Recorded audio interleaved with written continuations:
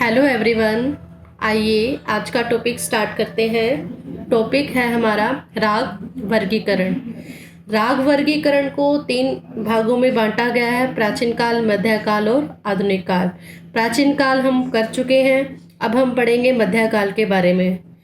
मध्यकाल में जो सबसे पहले वर्गीकरण हुआ वो था मेल राग वर्गीकरण। आजकल हम थाट का प्रयोग करते हैं और मध्यकाल में थाट के लिए मेल शब्द का प्रयोग किया गया, लेकिन मेल की डेफिनेशन और थाट की डेफिनेशन सेम है, जो इनका अर्थ है वो बिल्कुल सेम है। मेल शब्द का प्रयोग मध्यकाल में भी हुआ, लेकिन आज भी इसका यूज़ किया जाता है, वो कर्नाटक संगीत में किया जाता है। कर्नाटक संगीत में हम थाट शब्द नहीं बोलते, थाट की जगह आज भी मेल वर्ड का ही प्रयोग किया जाता है। मध्यकाल में मेल राग पत्ती प्रचलित में आई। मेल को आधुनिक थाट का पर्यायवाची कहा गया है। जैसे कि आधुनिक काल में थाट राग पत्ती प्रचलन में है, वैसे ही मध्यकाल में मेल राग प्रचलित था। 14वीं शताब्दी में विद्यारण्य ने 15 मेलों के अंतर्गत अपने समय के रागों का वर्गीकरण किया। मेल का मतलब थाट ही है।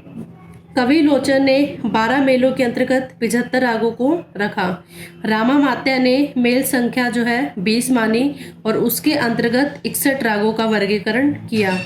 पंडित वेंकटमुखी ने गणित के हिसाब से 72 मेलों की रचना की और उनमें से 19 मेल लेकर 55 रागों का वर्गीकरण किया।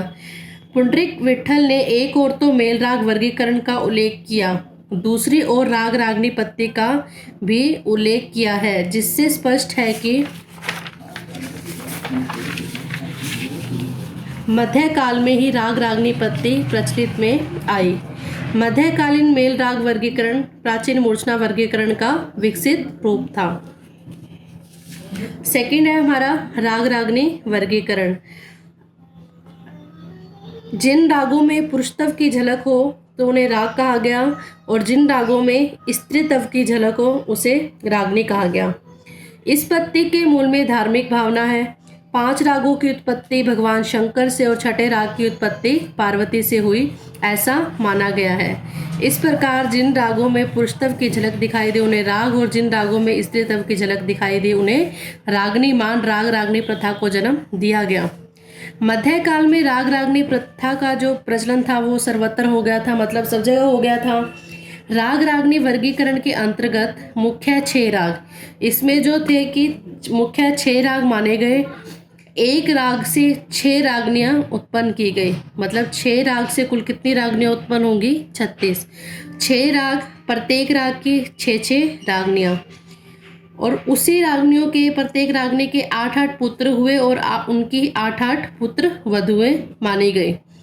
ये पुत्र वधुएं पुत्र ये सब राग ही हैं, लेकिन इनको नाम दे दिया गया, परंतु इनमें भी एक मत ना रहा और मुख्य 4 मत हो गए। तो राग रागनी पत्ती के थे ये 4 मत माने गए थे। पहला मत है शिव मत। शिव मत को हम सोमेश्वर मत के नाम से भी जानते हैं। इस मत में क्या हुआ कि इस मत वाले श्री बसंत पंचम भैरव मेघ और नारायण, शिव मत में 6 मुख्य राग ले लिए गए, जो ये नाम आपको बताए गए हैं, श्री बसंत पंचम भैरव मेघ और नारायण। ये 6 मुख्य राग माने गए। प्रत्येक राग की 6-6 रागनियाँ, 8-8 पुत्र और 8 पुत्र वधुएं मानते थे। ये रागों के नाम हैं श्री बसंत पंचम मेघ भैरव नारायण।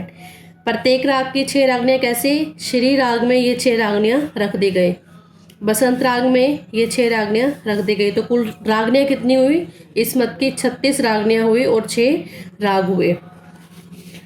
आपको सिर्फ रागों के नाम याद करने हैं, इनकी रागनियों के नाम याद नहीं करने हैं।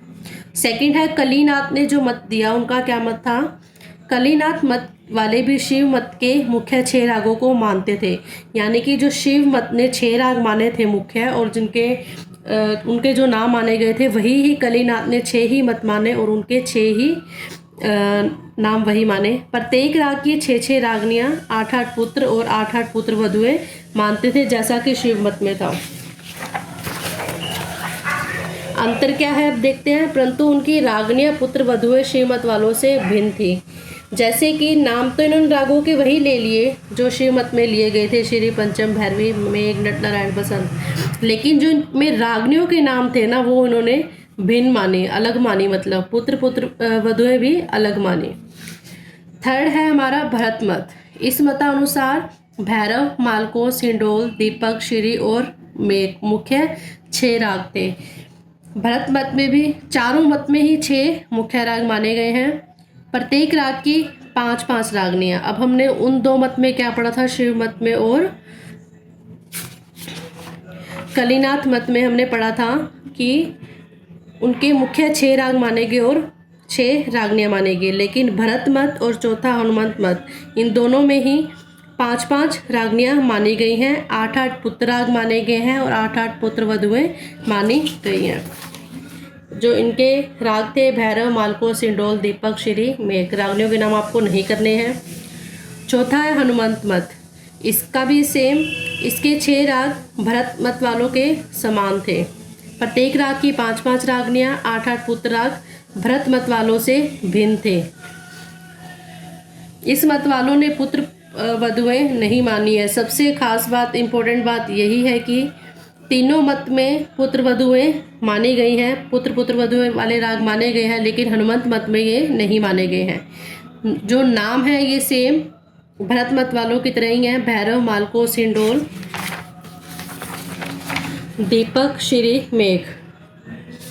इम्पोर्टेंट बात क्या है इसमें, शिव मत को जो मानने वाले लोग थे, दामोदर पंडित ने एक ग्रंथ लिखा था, संगीत दर्पण ग्रंथ, उसको बहुत महत्वपूर्ण माना।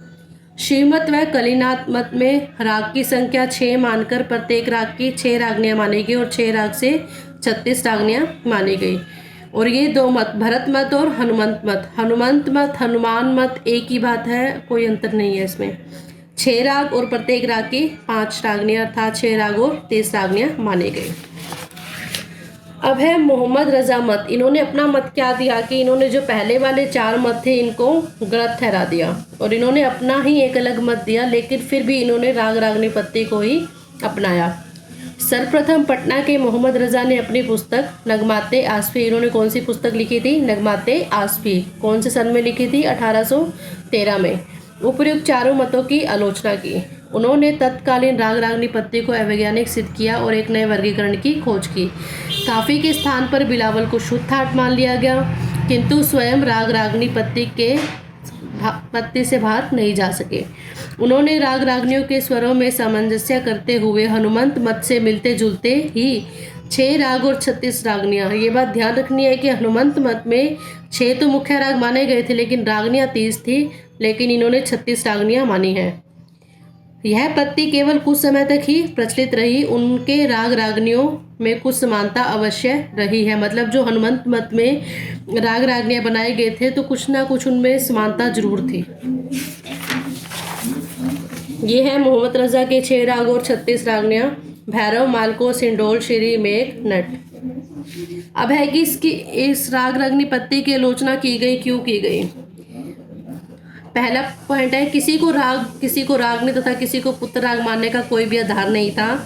जैसे कि आपने पढ़ा किसी को पुत्र राग मान लिया गया, पुत्र वधु, तो कोई लॉजिक ही नहीं है इन बातों का। अपनी अपनी कल्पना और इच्छा के अनुसार किसी को राग रागनी अथवा पुत्र माना गया। किस आधार पर मुख्य 6 राग माने गए और उनकी 6 संख्या ही क्यों मानी गई, न कम और न ज़्यादा, ऐसा कोई वर्णन नहीं है। प्रत्येक राग की 6-6 अथवा 5-5 रागनियाँ ही क्यों मानी गई। जैसे कि शिव मत में 6 रागनियाँ मान ली एक राग से, और हनुमंत मत में एक राग से 5 रागनियाँ मान ली, तो ये कम या अधिक क्यों नहीं मानी गई। अगर 6 रागनियाँ मानी भी गई तो कुछ विशेष रागनियाँ किसी अमोघ राग की ही क्यों मानी गई। मतलब जैसे श्री राग था, श्री राग में 6 रागनियाँ रख दी गई, तो वही ही 6 रागनियाँ क्यों रखी, कोई और रागनी क्यों नहीं रखी। जैसे उदाहरण के लिए हनुमान मत के अनुसार भैरव की रागनियाँ, ये भैरव की रागनियों के नाम है, भैरवी, बरारी ही क्यों मानी गई, अन्य कोई और क्यों नहीं रखेगी। इस प्रकार अनेक कमियां सामने आए जिनका उचित जवाब नहीं मिलता है। पुत्र रागों की वधुएं तो मान ली गई, किंतु वधुओं की वंश का कोई अता पता ही नहीं है, आगे की वंशावली का कोई अता पता नहीं है। इस कारण बहुत कमियां होने के कारण मध्यकाल में फिर आधुनिक काल में एक नई पत्ती निकाली गई। आज यह बताना कठिन है कि राग रागनी पत्ती में स्वर साम्य और स्वरूप साम्य दोनों को ध्यान में रखा जाता था या नहीं। स्वर साम्य, साम्य का मतलब होता है समानता। राग रागनी पत्ती को जो बनाया गया तो उसमें क्या, अगर किसी राग में रागनी रखी गई तो क्या उनके स्वर समान थे इसलिए रखी गई, या फिर स्वरूप मतलब उन रागों का जो गाने बजाने का ढंग था वो समान था इसमें रखी गई। तो देखते हैं, राग रागनी पत्ती में स्वर साम्य और स्वरूप साम्य दोनों को ध्यान में रखा जाता था या नहीं, क्योंकि मध्यकालीन राग रागनी आधुनिक रागों से भिन्न है। जैसे मालकोस राग की एक रागनी तोड़ी है, जबकि आधुनिक काल में मालकोस और तोड़ी के स्वर देखे तो वो किसी भी श्रेणी में एक साथ नहीं आ सकते। मतलब मालकोस के स्वर हैं जो अलग हैं और तोड़ी राग के जो स्वर हैं वो अलग हैं। आधुनिक रागों के नाम से मध्यकालीन रागों के नाम मिलते हैं। जैसे हमने नाम पढ़ा तो आधुनिक काल में वही राग हैं, आज भी हैं, परंतु उनकी जो स्वर वालियां हैं वो भिन्न है, मतलब अलग हैं। इन सब कारणों से या फिर आधुनिक काल में रागों के स्वरूप बदल जाने से राग रागनी पत्ती का कोई शास्त्रीय आधार न मिलने से राग रागनी पत्ती अवैज्ञानिक और न्याय असंगत प्रतीत होती है। Thank you.